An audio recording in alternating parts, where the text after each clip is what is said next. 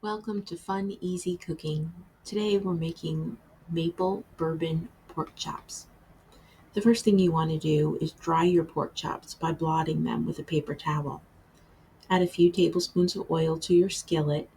Preheat the skillet so it's good and hot so you can sear your pork chops on both sides. Turn your pork chops to sear them on the second side. We're not going to cook the pork chops all the way through. They will finish cooking in the glaze.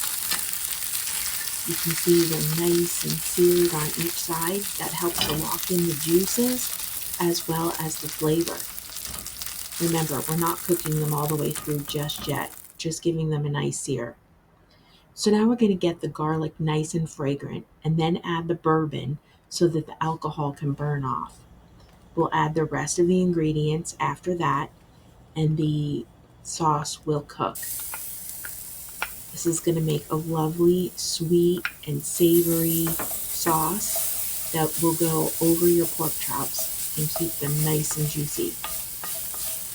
So garlic should only be cooked very short and very quick. So here you can see we're getting it nice and fragrant. You can see all the steam coming off the pot. It's getting nice and fragrant. Once you burn garlic, that's it. It's done. Toss it out. It'll taste horrible. Now we're pouring the bourbon in. See all that steam? We're cooking off the alcohol. So this recipe, even though it has a bourbon flavor to it, there's absolutely no alcohol in it when you consume it. So it's safe for kids and anyone even that's not drinking. So now we're going to add the maple syrup. Get it all out. But you can see the temperature's dropping and it's stopping to steam at this point. Then we're going to add some soy sauce. It gives a little bit of flavor and a little bit of salt. And then we're adding the Dijon mustard. That's not spicy. It just gives it a little bit of flavor.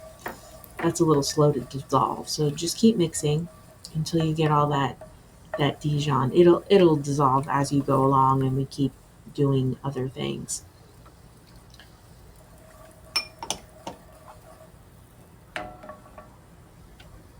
Then we're going to sprinkle a little paprika in.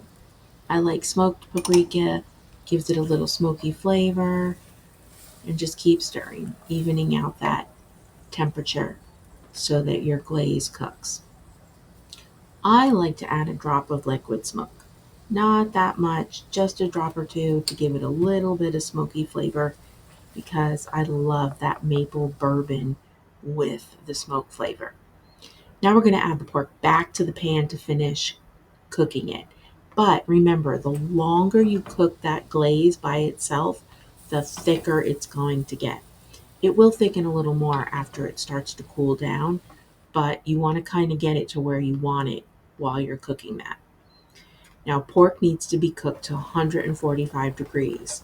We're going to turn them once while it's cooking. You can see here that it's still simmering, so that glaze is going to continue to reduce down as we go along. And we're going to put a thermometer in that. If you don't have a kitchen thermometer, safety, it's really good to have a kitchen thermometer. And when you're temping it, make sure that you stop cooking just a few degrees shy of where you want it to be because it will continue to cook even when you take it off the heat. So you can see here that the sauce has cooked down and it's a nice thick glaze now.